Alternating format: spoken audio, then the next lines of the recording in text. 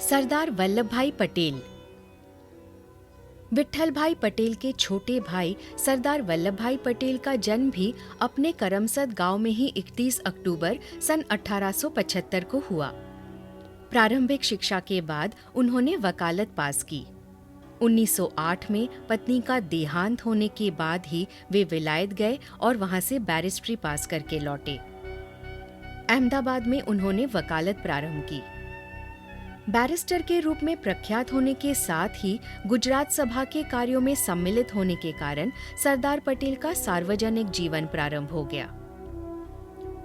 महात्मा गांधी जी के खेड़ा सत्याग्रह में सरदार पटेल एक प्रमुख कार्यकर्ता रहे।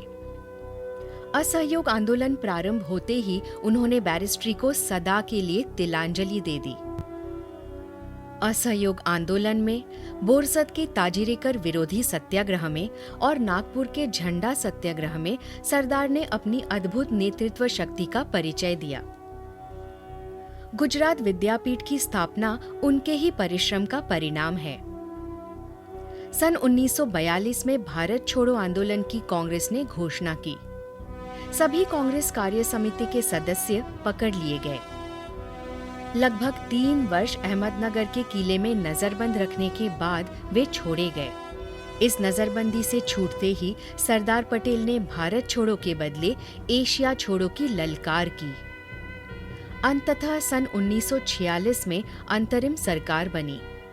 सरदार पटेल ने गृह मंत्री का पद संभाला और फिर समस्त देशी राज्यों को जिस कौशल से सरदार ने भारत में मिलाया, उसकी प्रशंसा तो इंग्लैंड के कूटनीतिज्ञों ने भी की।